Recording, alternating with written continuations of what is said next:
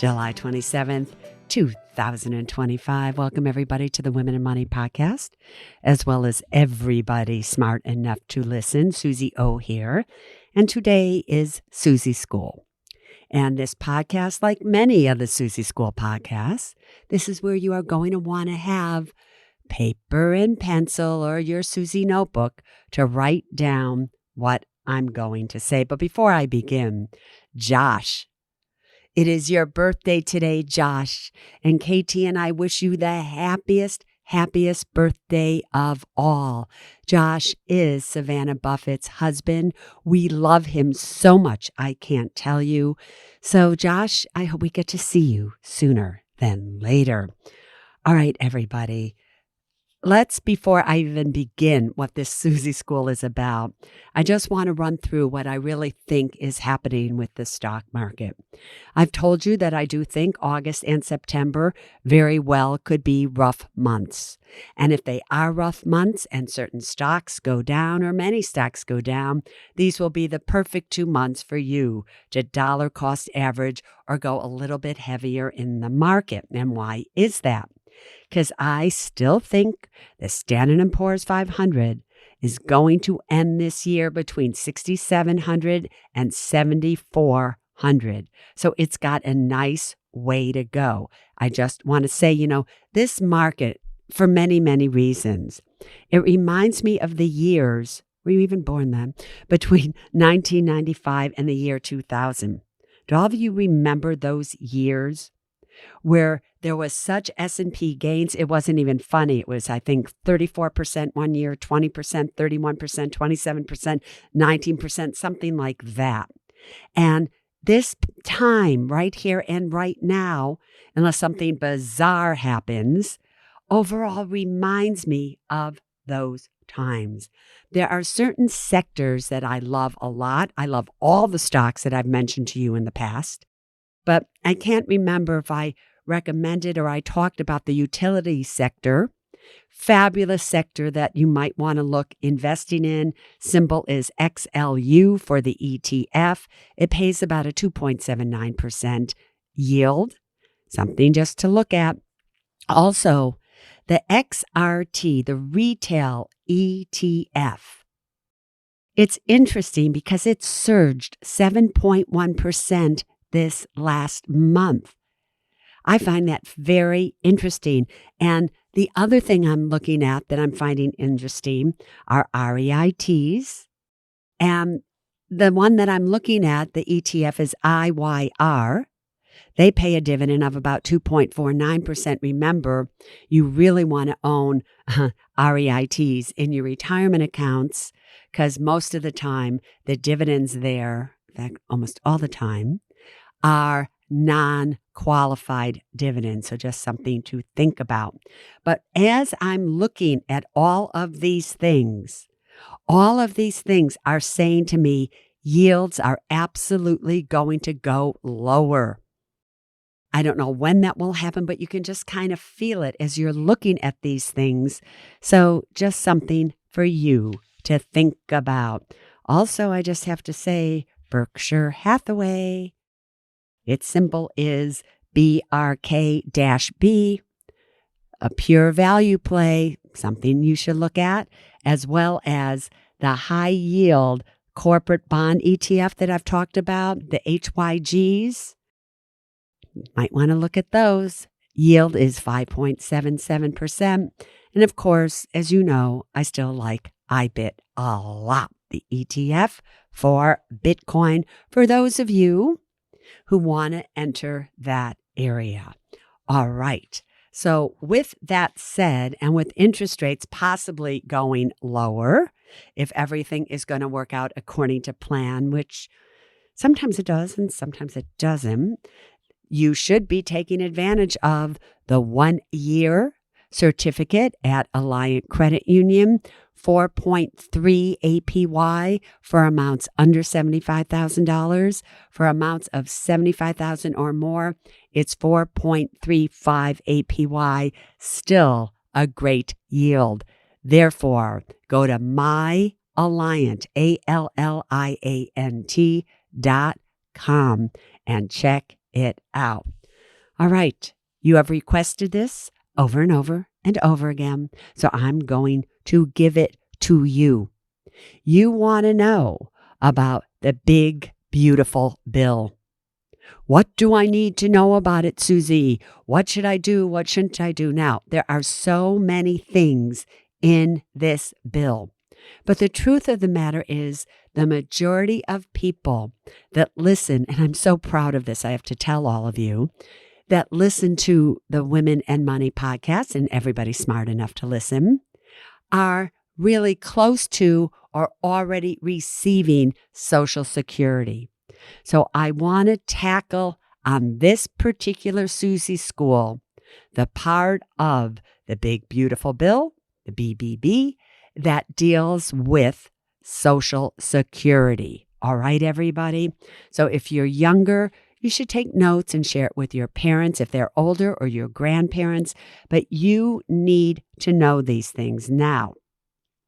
What you need to understand is that this new law makes it permanent that the lower federal income tax rates that have been in place since 2017, but were scheduled to expire at the end of this year, it makes them permanent. I think that's kind of great if you ask me. The higher standard deduction that was also in place since 2017, the law was made permanent. For 2025, the standard deduction is $15,750 for single tax filers, all right, and $31,500 for married couples filing a joint tax return. So the standard deduction, however, now is also going to be adjusted for inflation annually. I love that, I have to tell you. Now, in addition to those rules that impact us all, like I said a second ago, there are so many more changes that will impact all of you, all right? So there's too much to cover in just one podcast. But over the next podcasts or so, I'll get to all of them. So again, we're going to start with Social Security.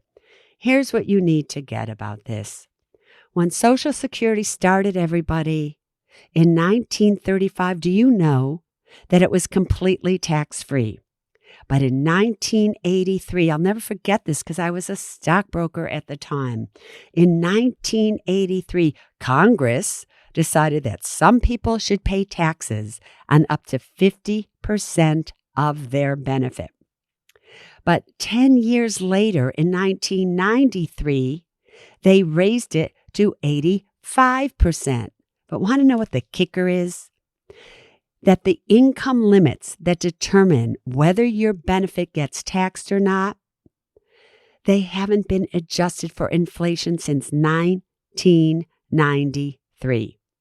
So more and more of you have been getting hit with taxes on your Social Security. Like even if you're just making a little bit from a pension, a CD, or part-time work, the old limits, which were $25,000 for singles, $32,000 for married couples, guess what?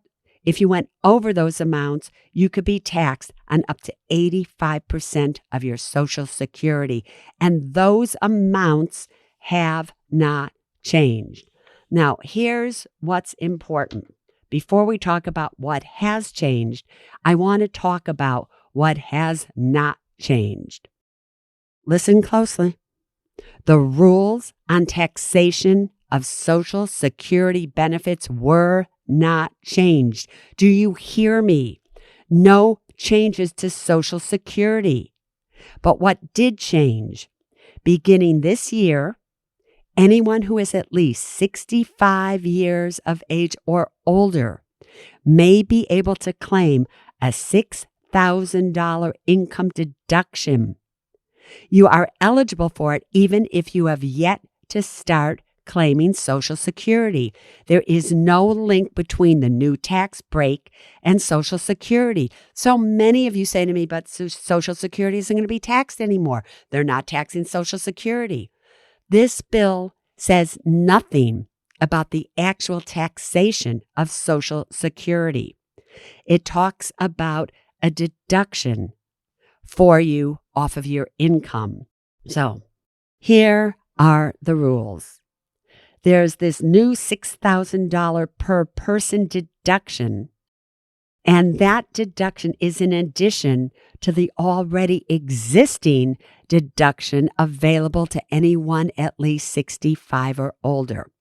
So are you all aware that if you are 65 or older, the existing deduction is $2,000 for single filers and $1,600 each for married couples filing a joint tax return.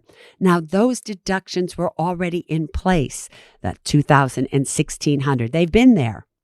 But in addition to that, there is a $6,000 per person deduction on top of that.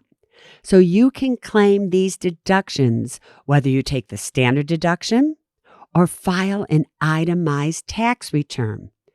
To claim the full $6,000 deduction or $12,000 total for married couples, if both are at least 65 years of age, your modified gross income must be below $75,000 for a single tax filer and $150,000 for married couples filing a joint tax return. So again, remember, the new $6,000 deduction is for taxpayers age 65 and over, and it begins to phase out. Now, how does it phase out?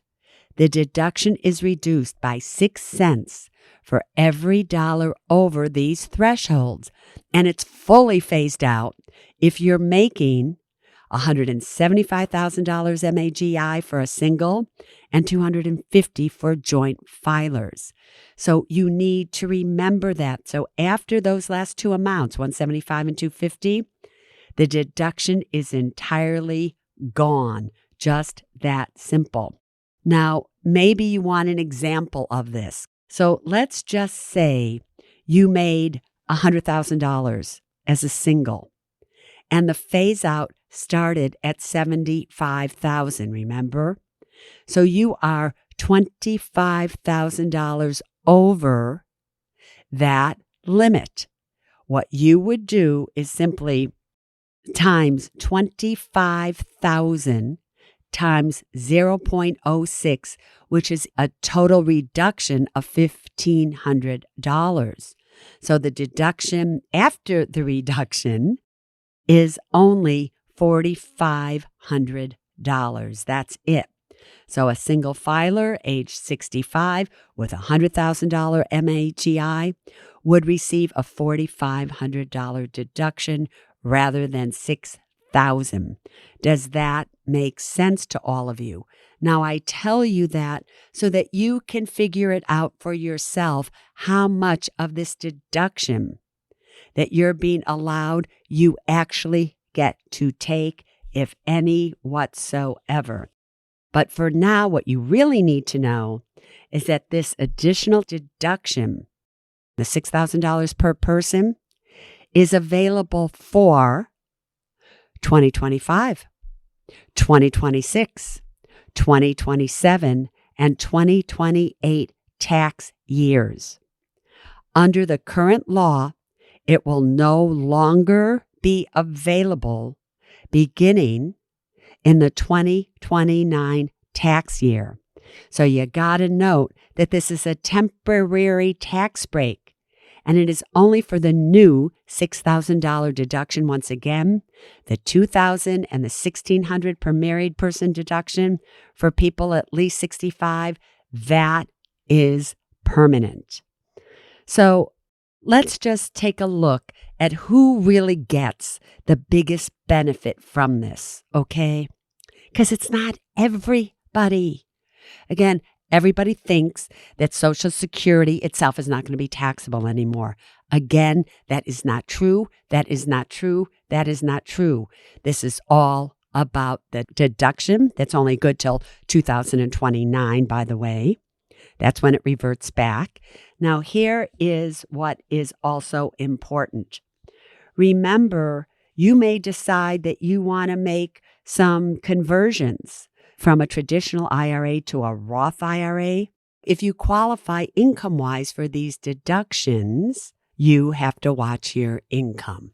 So if you intend to make any conversions in 2025, 26, 27, or 28, and you will be at least 65, I need you to be aware of how it could impact your eligibility for this $6,000 or $12,000 deduction in each of those years. If you have yet to turn 65 and you want to convert large sums, it might make sense to convert more now, so you will also be able to claim the deduction once you turn 65 if you have already started to claim your Social Security, or that other $6,000 deduction may apply to something else in your finances.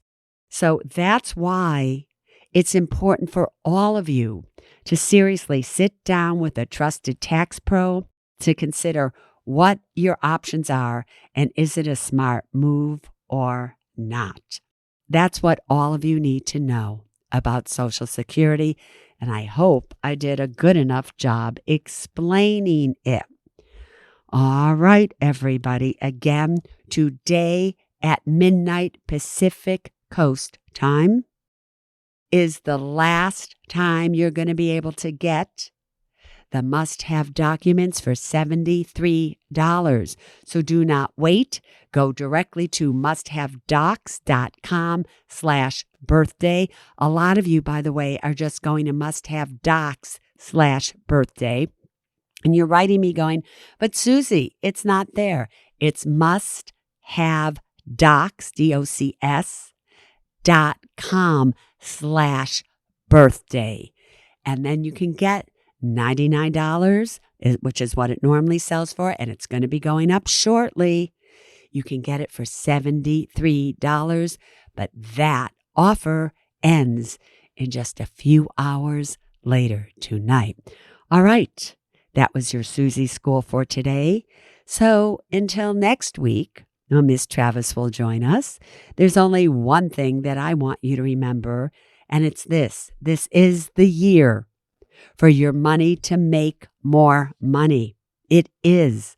I told you at the beginning of this podcast what I think is going to happen. I don't know if it is or not, but this is the year that your money can make more money, but you have to know what to do with it. You have to be willing to do something with it, and you have to have faith in yourself that you have what it takes to do it. So until then, stay safe, stay healthy, and know that we love you so very, very much. Bye-bye now. We are strong.